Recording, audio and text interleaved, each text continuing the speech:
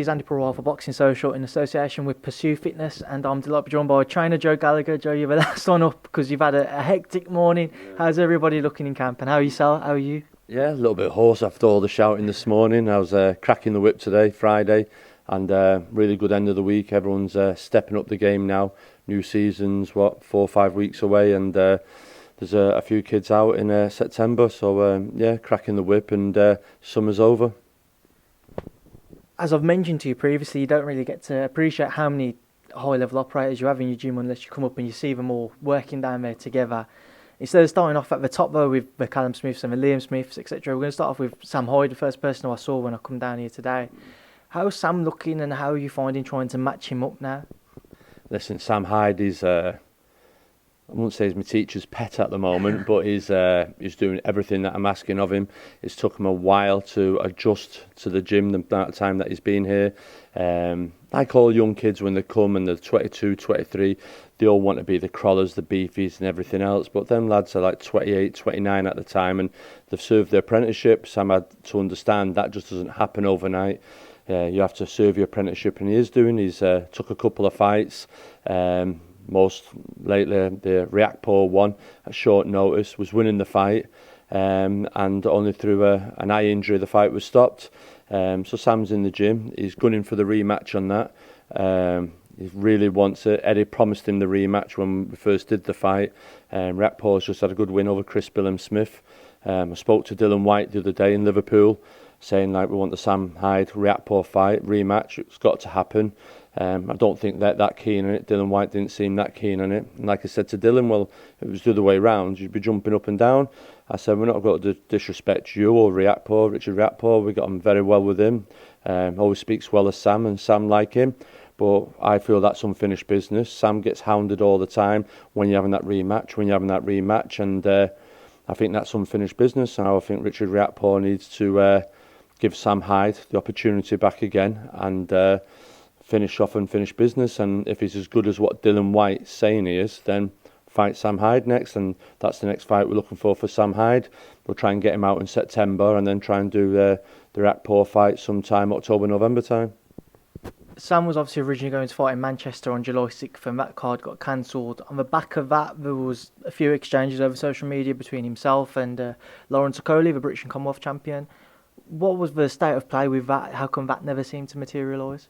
It's like that show that weekend, Sam had booked a holiday, and it was already booked because there was the Ultimate Boxer in Altrincham, and I was trying to get Sam Hyde on that when the Manchester show cancelled, and Sam said, listen, I'm off to Marbella, Joe, and that was a great chance for you to fight in your hometown, Altrincham there, Sam. Then Eddie came on about Lawrence Okoli, and I said to Eddie, listen, if you make a serious offer and can compensate him for his holiday, yeah, he'll take that 100%, and never came back with a serious offer, so that was the end of that. Jose Burton, the second man into the limelight with more camera today. How are you finding trying to manage him and motivate him? I was speaking to him and I was saying to him, like, you got to feel sorry for him on the back of the Buglioni fight. Just the chances just haven't materialised for him, and he's kind of in no man's land in boxing. Yeah, listen, Jose, I've had him since age 11. What he's showed to me over the last couple of years is the tough mental strength of him. He comes in the gym all the time. He sees everyone fighting, Callum Smith, Crawler, Liam, Sam Hyde, Callum Johnson, having fights in America, but he's staying in the gym, he's working hard. The board made a final eliminator for him and Yarde. That never materialised. We tried to make the Boazzi fight. That never materialised.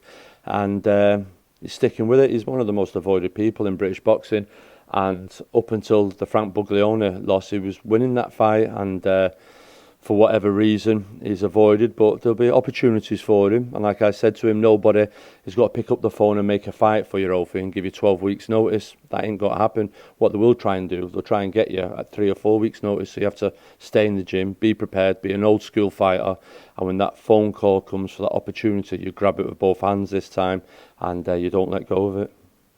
What does Jose have to do to manoeuvre himself into position to fight for a title at least, and to get himself one of those other big names? Because domestically, the light heavyweight division is stacked with a variety of fighters that Jose could more than easily go in and fight with and give a good account of himself. Yeah, he's seen his stablemate Callum Johnson get an opportunity to fight for a world title, grabbed it with both hands, and I said, so for you 24-1, your record looks good for world champions out there that want to do a voluntary defence. Keep busy, keep active, and you might get a phone call.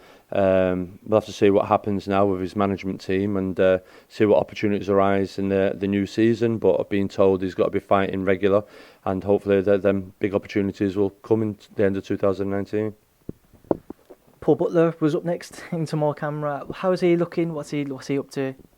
Paul Butler, so talented in today, pushing hard, pace setter for Callum Smith today, working hard, had a really good season last season, 3 fights, 3 wins, really impressed last time out on the World Boxing Super Series show, ranked very highly, and it's just a case of biding time now until this final now with Inoue and Donaire happens, and see what happens with the belts then, and hopefully he'll get himself another world title shot. But I'm hugely confident Paul Butler in the upcoming season will get a world title shot and will become world champion again. He's so talented, Paul Butler. The fight when he lost against Rodriguez, he should never have been in the ring that night. He shouldn't. He failed weight, and that's lessons learnt. But he's regrouped, he's rebuilding, and he's looking forward to a new season. As you've seen in the gym today, working hard and enjoying the sport still. What are your thoughts on that final between Inoue and Nonito Donaire?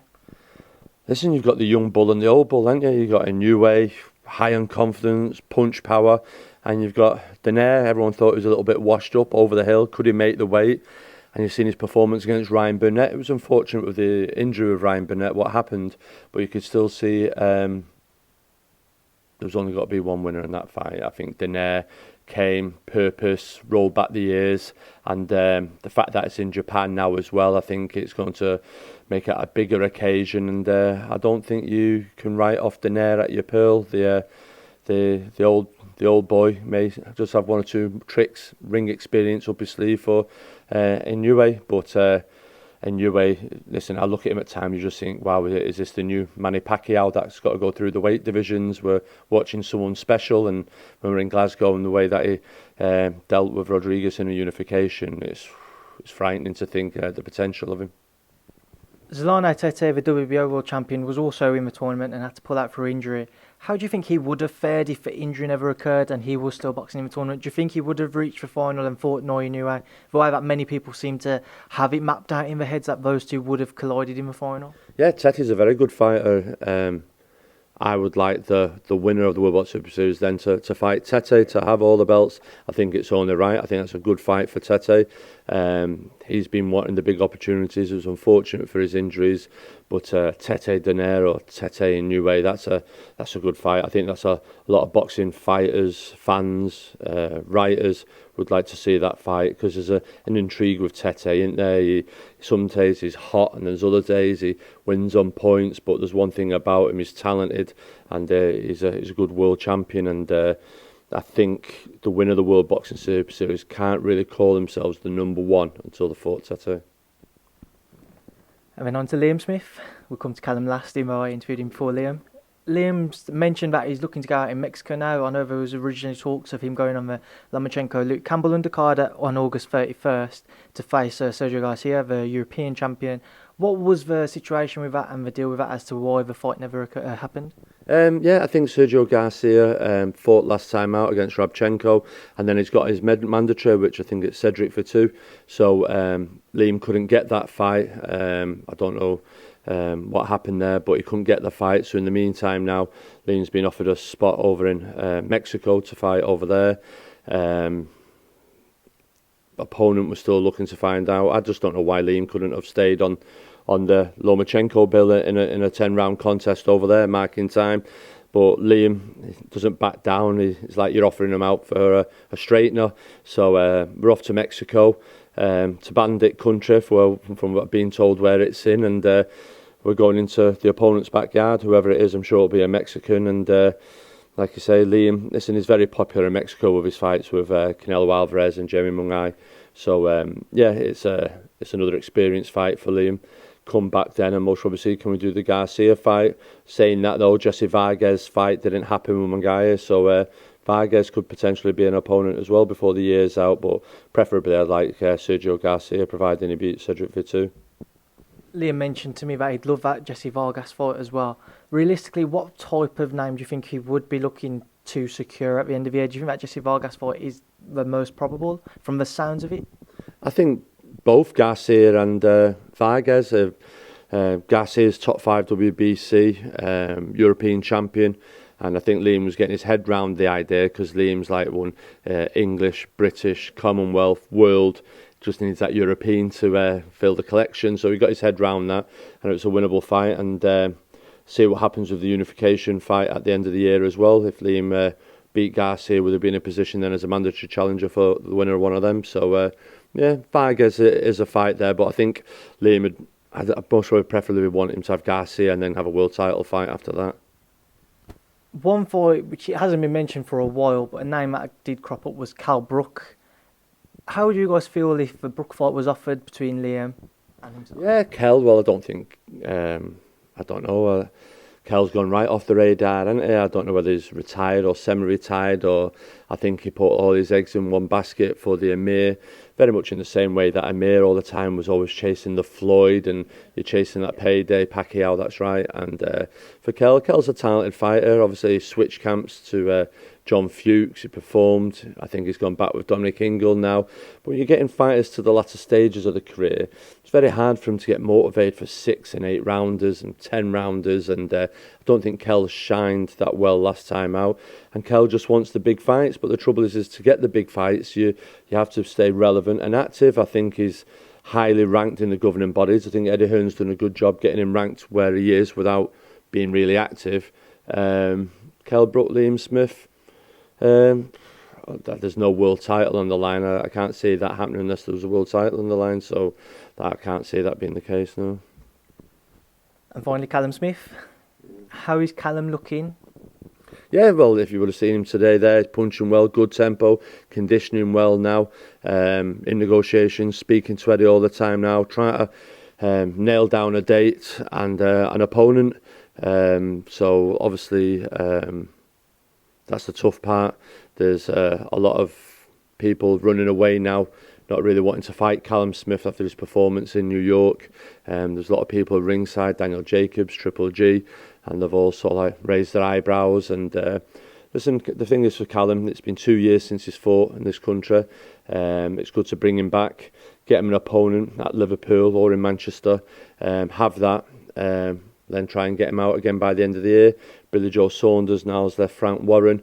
Whoever he goes with, that's a unification fight that we'd be interested in.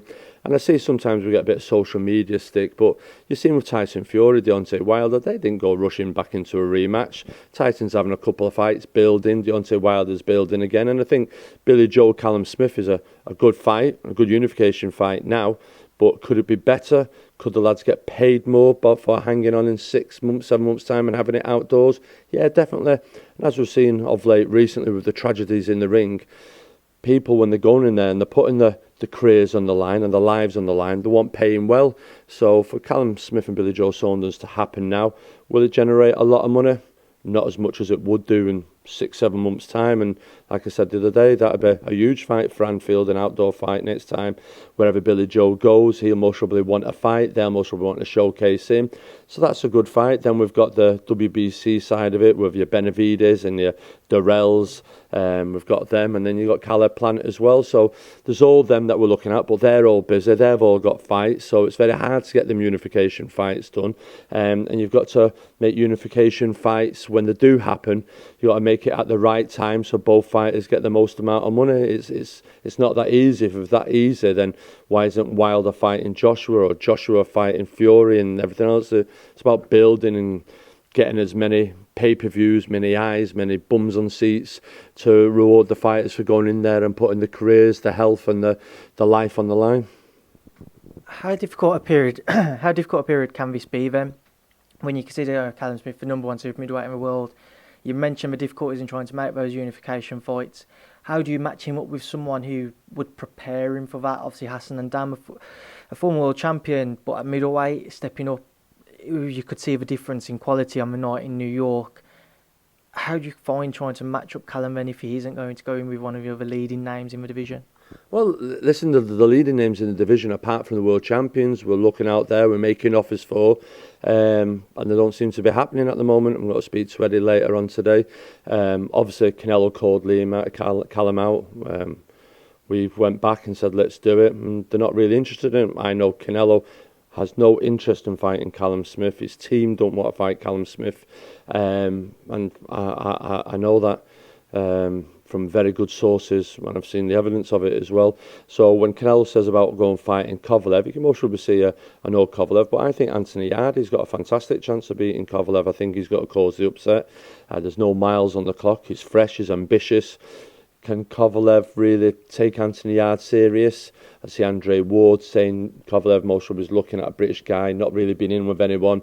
I'll beat him, and if he takes him lightly, then he's got to be in for a mistake. Anthony Yarde is a good fighter, a hungry fighter, punches well. Can he take a shot? Well, we'll find out. But will Kovalev be able to land that shot? Has he had that last big hurrah in his last fight, avenging his loss? So there's a lot of answers to be asked, and I think if Yarde fights beats Kovalev, I don't think Canelo will be after any piece of Anthony Yarde either.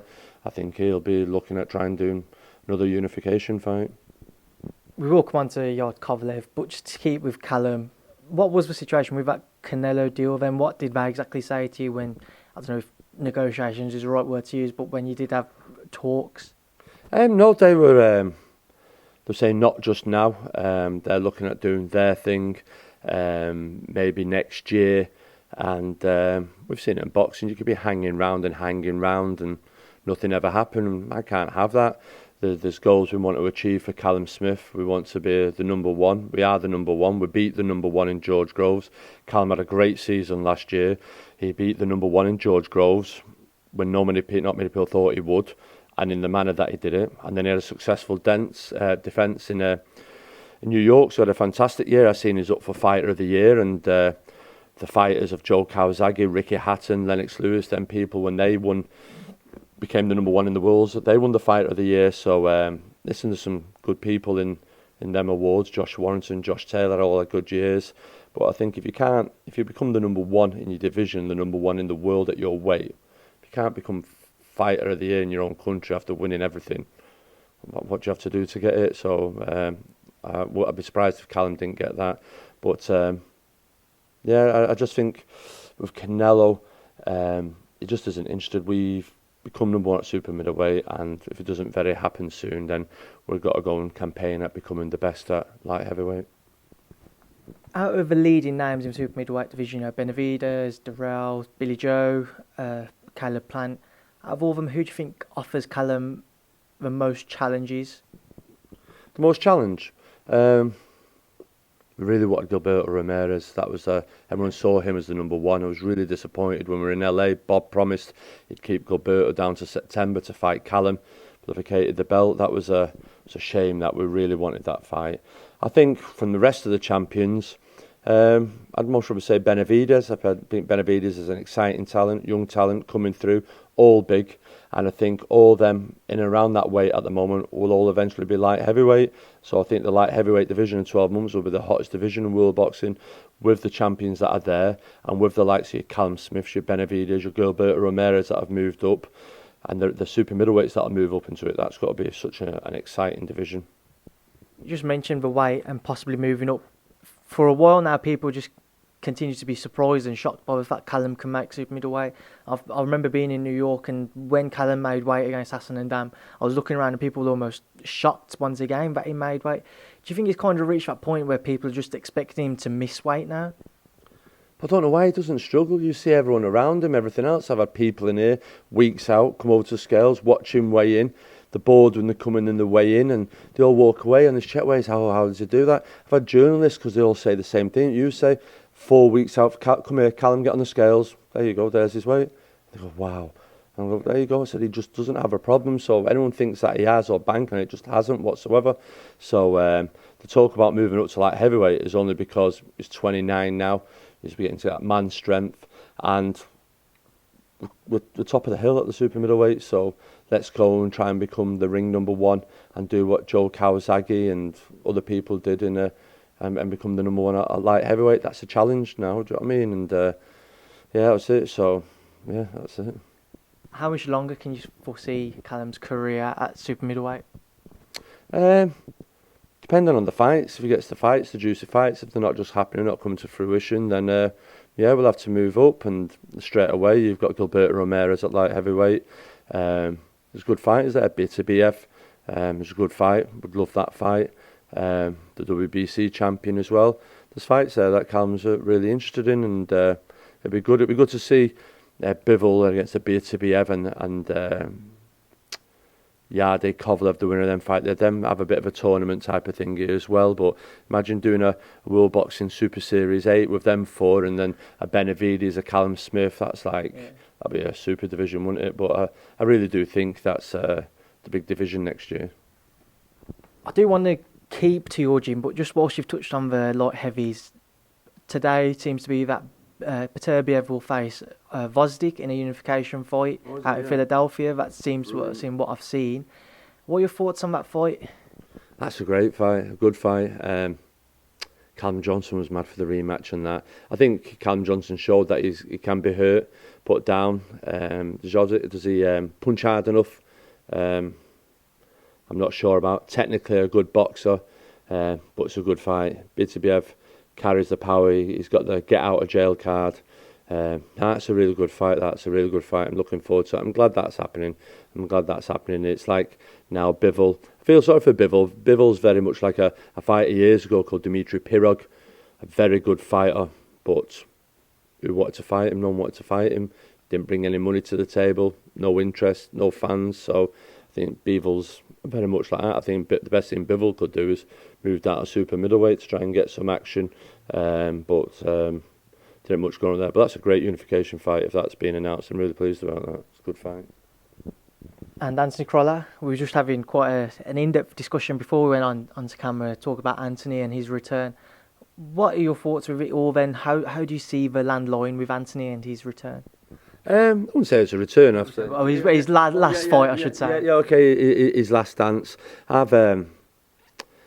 It's always these fights where it's just that one too many. And I've sort of like said to Anthony, listen, we'll agree to do one more fight. I've said to Anthony, we'll do a 6-rounder or an 8-rounder. It is what it is. It's a showcase. Say thank you. Bring over Linares, Gavin Rees, John Murray. Have that bit of a farewell. And have that. You've been in against the best. There's no Anthony's popular. It was very much like when Ricky Hatton's comeback fight.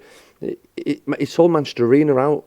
He could have fought Peter Buckler. The arena was sold out. He had the money, but they chose a difficult opponent, and it backfired, and he ended up getting beat. I'm saying to Anthony, we don't really need a tough opponent. We just need an opponent for your last fight, because you have a tough opponent, and then you win. You're in the rankings. Then you've got to start thinking, I can go again. And I know fighters are a long time retired, but we're looking about a fighter here with Anthony Crolla that had a tough career on small hall shows to get where he was. Then he had the injury with a slab over his head, with a fractured skull, hairline fractured skull. And then he's had tough fights after it. So Anthony, you see him, he speaks in Sky, speaks well, looks the part, still boy band material. But we don't know the effects of his career yet. And come in 10 years' time, and it isn't scaremongering, but there is fighters like that, and I'm a bit more overprotective over him. But I just think it's all right. People say, have this fight and fight this one and fight that one. But when, like Michael Broder says, when the circus leaves town, no one's got to care about you, Anthony. If you're walking on your heels and you're waving and walking down the street, not knowing where you're going or what you're doing, then people aren't around. So no one knows the toll it's took in Anthony's career now. And he's fought the best, Linares. He's fought for all the belts. He's fought the pound for pound, one of the superstars in the world in Lomachenko. I'll agree in a 6-rounder. In a fight that you're going to win if you want to go out and win. That's it. But a tough fight, I don't really know about that. We're going to have a talk about it with Anthony, because it can be that one fight, that many. And then in years to come, I don't want his girlfriend, his son, his mother, his father coming at me going, you should have said. Well, I am saying, and I will say it to him, but yous have got to say it as well. And the people that are around him have got to say it as well. If you think that much about Anthony, think about him and just sit down and think and go through his resume. Kieran Farrell, John Murray, Derry Matthews, Gavin Rees, Willie Lemon, Watson, Andy Morris, Michael Broder, before he ever then went and fought Perez, Barroso, Linares. Do you understand? They're all hard fights, and he was fighting for his career in a lot of them, so just let's enjoy what it'll be, and let him enjoy his career. And Joe, he says he's got to dance again, but the longer he's out of the gym and he's involved in his coaching, maybe we won't see him again, and I'll be really happy with that. We mentioned this phrase, punch drunk, off camera. I'm obviously not saying that Anthony is, but down the line, any fighter, you can see these effects taking over in their life. Is that one of the biggest concerns for you, that not necessarily you see injuries now, but in 10, 15, 20 years' time, you will see maybe the after effects of their careers maybe showing? Yeah, 100%. I remember going to the wild card years ago and seeing Terry Norris in there. I was like, wow, Terry Norris. So I went over and at Terry, and I don't know what he said. And I thought, wow. And everyone was going, no. I'm like, wow, flipping hell. It's just mad, do you know what I mean? And I hear some fighters that are still boxing, you start hearing a slur, or you see little things, the way that they pronounce things different, you think, nah, it's time for you to get out. And there's fighters, boxers are boxers. It's like offering for a street fight. They'll never turn it down. There's the glory, the money. It's hard. They've been involved in boxing, some from the age of 8, some the age of 10. Time they want to retire, it's like 22 years, 24 years, and it's all they ever know. It's not letting go. And then when they do decide to let go, they're having to deal with depression and mental health and all that type of stuff. So it's really, really tough. And there's a couple of fighters that I see boxing now, and I just think, nah, you really need to call it a day. But being told for their coaches to tell them and stuff like that, they think they're falling out. They think they're falling out of them, but you're not. You're just trying to do it. But then the coach is in a bad way because, well, if you don't have one more, I'd rather you be with me because I don't want to see you getting hurt elsewhere, and you're stuck between a rock and a hard place. Sometimes boxers have to take on a bit of responsibility. They're 30 years old, 32, 34, 36. They're grown men. They've got families. They've got to think about their health. They've got to think about the children, the wives, the families. They don't want to see him not being able to talk in 10 years or enjoy their grandkids and stuff like that. So they've got to know themselves and be honest with themselves and go, Joe, I can't do this. Them couple more punches could be offering. And at the moment as well, we've only seen just recently the 2 fatalities, and then the lads having a stroke with sparring. You can't, boxing is a sport, wonderful at times, but as Adam Smith said about, but it's a brutal, horrible sport at times as well. And you don't know when that lightning has got to strike at any time in boxing. And that the other weekend was shocking, and with PEDs and drugs and performance, everything that's going on boxing out, it's getting murkier and murkier and murkier. And it just takes, I'm telling you now, I said it when them 2 fatalities were in the gym, what happened the other weekend. I came in the gym that week, and I'll be honest with you, I struggled to motivate myself to train the lads. And I said to Callum Smith, I went, it's hard, it's a right horrible sport, this. And he was a no, and I went, fucking hell. I says, I shit myself when I see stuff like that. I just like, come on, Callum, let's do what we've got to do and just fucking get out of it, because I don't know how. There's been coaches out there where they've been involved in that type of thing. I was in the corner of Kroll against Kieran Farrell. It's so horrible that you're involved in that and you're part responsible, and boxing's not very far away from having the biggest casualty of all that. Someone will die in the ring to the hands of someone that's on performance enhancing drugs, and I think that'll be a dark day, and I think that'll be a time then when boxing will be finished, because straight away, how are you going to get boxers insured to fight? Because no insurance company in the world will touch any fighter going into a ring and insurance-wise when they could be up against someone possibly performance-enhancing drugs and the payouts and everything else. And that's a huge issue. And then boxing then will go underground then, and that'll be the end of the beautiful sport. And I've said all along, if trainers didn't train performance-enhancing drugs, cheats, managers didn't manage them, promoters didn't promote them, TV didn't televise them, we'd soon get rid of them in the game. But as long as promoters want to sign them, television want to show them, you can't take the moral high ground then when something happens, and sooner or later, this has got to happen on British soil, and they're all going to have to look at themselves in the mirror. And there's prevention's better than cure, and I think they need to have a long look at themselves and stop going for the greed of the pound and start thinking about people's lives. Just quickly start again then, Joe, because time just ran out just as you finish your sentence, thankfully. How do we go about then trying to deal with, you just mentioned, PEDs and the fatalities that we've seen? How do we go about trying to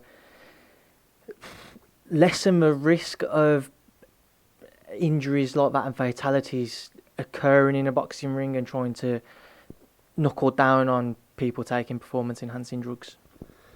I think the British Boxing Board of Control have got to come down hard on them. I think the thing is in sport, obviously when you serve your apprenticeship, I was an amateur coach, you start training amateurs, 8-year-old kids come into the gym wide-eyed. They've watched Naz on telly, they've watched Joe Gallagher, Ricky Hatton, and they come in wide-eyed and they get involved in a sport, and the sport that teaches discipline, dedication, and they go in tournaments, they win schoolboy trophies, they win club shows. Next thing, they get called up for Young England, and there's an innocence about them. And the things, them kids have become these kids now, some of them, not all of them, that have now become to start taking performance-enhancing drugs, looking for the extra edge. And the coaches that are involved that I know about it. And I just think to myself, you think you're great, you think you're smart, you think you're walking away, you've got the win. But deep down, you cheats. You can't sleep at night. You know you're doing wrong. That person, that child, was that innocent kid that came through the door. And you've turned them into that. That's wrong. You shouldn't do that to nobody. And the fighters that want to do it, you're wrong as well. You're trying to maim. So if you want to do that, get involved in the white knuckle. Go and get it steadied off your head. Go and have a scrap, bare knuckle. There's plenty of it going around. Go and have it. But don't do that, cheating. I understand the running, but you're physically trying to kill someone. And for them that are still doing it and winning and getting out of the ring and thinking it's great, shame on you. Do you know what I mean? Shame on you. You might be getting paid well. You might be getting this. But you've got to live with your conscience. Did you really win that fight? No, you didn't. You cheated. Did you beat him fair and square? Like I just said to you, fair and square, like travellers do. Let's have it, bare knuckle, fair and square. You win, shake hands. No, you didn't. You cheated. You tried to take edge. You didn't win that fair. So you've got to live with yourselves like that. And the coaches involved in it, you'll know better. And they've got to take a long, hard look at themselves. And if that's what you do, get out of the sport, go and do something else. Leave the sport for the people that want to do it the right way, that got involved in doing it for the right way. Didn't want to get involved to become cheats and try and get an edge by cheating. That's not what boxing, that isn't the way we've brought kids through an amateur system to become cheats, performance and drugs. It's horrible. What lesson are we teaching the next generation? Unless everyone's got to open up and go, right, everyone, it's open for everyone, and there's the end of UKAD and VAR, then it goes well out of control. And it isn't, there's got to be rules in life and boundaries, and like I said to you, until TV go, no, we're not showing him, promoters go, no, I'm not promoting. Okay then, certain promoter, the week of somebody being accused, allegedly, of performance-enhancing drink, makes a fight between two fighters that have failed drug tests, signs another one that signed anything else. Well, if TV and promoters didn't do that, we'd be running out of it. It's their fault for doing it. Whether they took it innocence and they've served the time and everything else. But if them same kids had killed someone, would they be allowed back in the ring?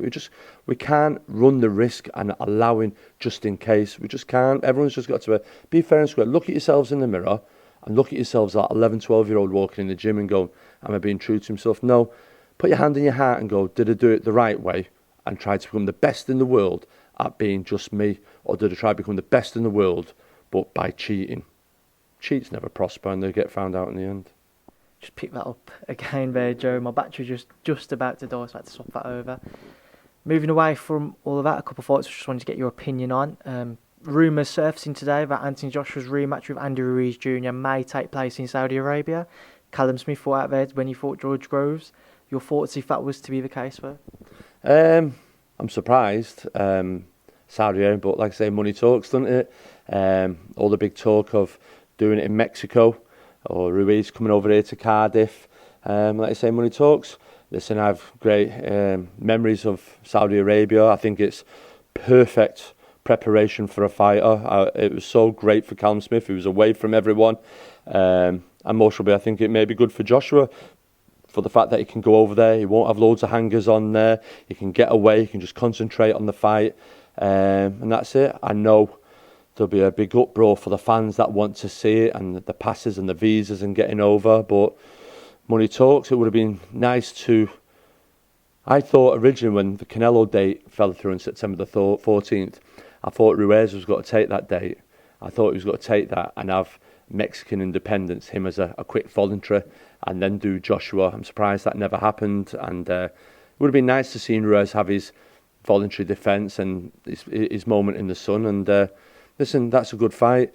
Do I think Joshua can win? I watched it the other day. I was saying to lads in the gym the other day, I watched that fight, and right from the get-go, Joshua wasn't winning that fight. There was a moment in round 2, they came to an exchange, and the commentators said Joshua landed a good shot. They missed the right hand that Ruiz landed high up in the guard and made AJ hold tight. And the way Ruiz worked around the ring, cut the ring off, bided his time. And looking back on it, and I just think, can Joshua win that rematch? He can if he lands clean, but Ruiz can get up. But I just think the mental edge and everything else, I just can't see how he can win that unless there's some dramatic changes in his technique. He learns how to defend. He learns how to fight on the inside. He learns how to counter. He needs to add an awful lot to his game to beat Andi Ruiz. On the back of that fight, Rob McCracken received some criticism as his trainer, and some people were saying that maybe he needs to change. What were your thoughts on that criticism? It's like anything, whether it be football. I've always said it all along. When Liverpool, Man City, United are winning, the players are great. Saha's great. They're all Pogba's great. Do you know what I mean? But as soon as they lose, then it's Klopp, and then it's Pepe, then it's Mourinho. So it's the same in boxing, no different. When the boxers are winning, it's all about the boxing, and when the boxers lose, it's all about the coach. And Robert McCracken, he knows Anthony Joshua. He's had him from start. Listening to him in the corner, he was saying the right things. Concerned me a little bit with the way AJ was reacting and talking, and maybe needs a chance to freshen up a few little things. Maybe there's an over familiarity, and I maybe just think they didn't give Ruiz the respect he deserved, and they thought it was a formality. There was too many people taking the mickey at Ruiz, think he'd win easy, and I don't think the training camp Miami was a good idea neither. I think that was something new for him, and I think that by a fight. Listen, I don't know the ins and outs, but yeah, maybe he needs to add to his game. I've heard in the past of talk about bringing Richie Woodall in to do pads with him and different types and stuff like that. But AJ, he's got to where he's got, but to go on and become where he wants to be, he needs to add to his game. And in this sport, you've got to keep on learning. I know AJ studies boxing, watches what he does on the pads and wants to do this, but you've got to understand he can't become this type of style fighter that he's not built for. He's got to look at the style, the frame of him, and other fighters have gone before him. Lennox Lewis as well, very tall, upright, good jab, how to deal with small men. And just look at fighters with similar styles to him, how to deal with that style, and not try and become something that he's not. Does that make sense? And reports also surfacing that Tyson Fury's next opponent will be Otto Wallin. Your thoughts if that was to be the case? I don't know. I don't know who Otto Wallin is. Never heard of him. Tyson Fury had a great fight with Wilder and performed well in Vegas. Great coming out. Great thingy with the Apollo Creed rig out. And I suppose it is what it is. But they did say they've got to have 2 fights, and then they'll go into the Wilder. Fighters can't sit there and wait for the fight to happen. You've got to keep generating. I think Wilder's fighting Ortiz, if I'm correct, and hopefully that big fight will happen next year. So as long as the fights happen, that's it. They've got to practice things, work on things, and it's the same with Callum Smith, and that's what we're to. He may be the number one in the world, but doesn't mean we've got to sit there and just wait till the unification. There's things we're working on. The best of Callum Smith isn't to be seen yet, and we're working on, and you have fights to practice things that when the unifications come, we're on it. We just can't sit in a gym and be shelved. We've got to practice what we're doing in the gym in fights, and that's what Tyson Fury's doing, is building a relationship. He hasn't had that many fights out from when he came back, and a busy fighter's a good fighter, and he'll be working on things there now in the gym that he'll practice in these fights that I'm sure he'll use for the Wilder fight, and that's what boxing's all about. Do you think when you consider, Tom Schwartz or Otto Wallin, if it is Otto who Tyson faces next, you think if he was to go in with those guys, when the fans see those names, it's just frustration knowing that he's gone in there with Deontay Wilder, putting potentially a career best performance if you wanted to match it against his Klitschko fight, and then he doesn't kind of go in with those higher, better, well-known names. Do you think that's where the frustration comes from fans, because they know of the calibre that Tyson is able to fight at and the level of opponents they would like to see him in with? Yeah, I think the frustration for the fans is when if Wilder Fury was to happen straight away and it was pay-per-view, I'd pay for that. It's a great fight. I think the frustration of the fans is when Tyson Fury or whoever fights in a pay-per-view event and it's not against the fight they want to see. That's where fans are reluctant to pay that money. They're willing to pay Canelo Triple G3. They're willing to pay Fury versus Wilder. They're willing to pay the big fights for pay-per-view. It's when they're asked to pay per view for not pay-per-view fights, if that makes sense. And I think that's where the fans frustrate me as a fan as well. It's like, paying for that, I'll catch it up in a week's time when it's on free to air somewhere, and I'm no different. So it's I understand that frustration, and it's tough. But like Bob Arum says, we want to see these fighters in against the best, and they're putting their lives on the line. They've got to be paid well, and if the pay-per-view model is that what generates the money for it, I can't see how it generates the money for them type of fights. But listen, they're the TV, they know what the fees are, and they're just trying to get the best money. They're going to work and they want paying well for the job that they're going to do. But I understand the frustration, definitely. But if they're promising Wilder and Fury next, then brilliant. And Lomachenko Campbell, Lomachenko, somebody who you'll know well from his bout with Anthony Crolla. How do you see that fight playing out at the end of the month? Listen, Lomachenko is like unreal. He's brilliant. Stylistically wise, I think Luke Campbell will do well in the fight. Southpaw.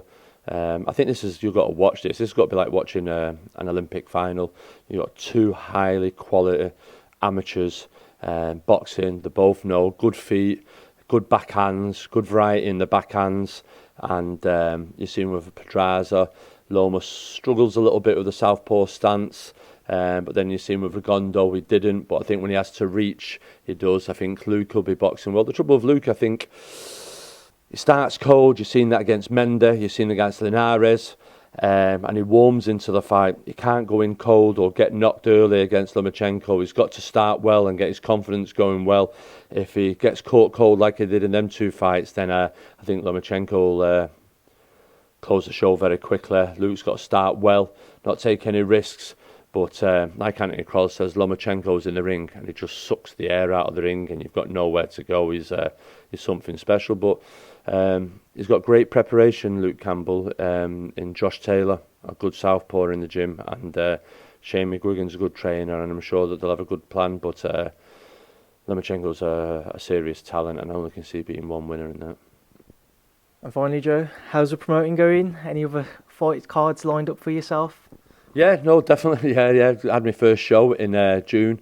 It went really well, and we're going to go with a show. We're announcing our next show. It's going to be New Kids on the Block, 22nd of September at the Wythenshawe Lifestyle again.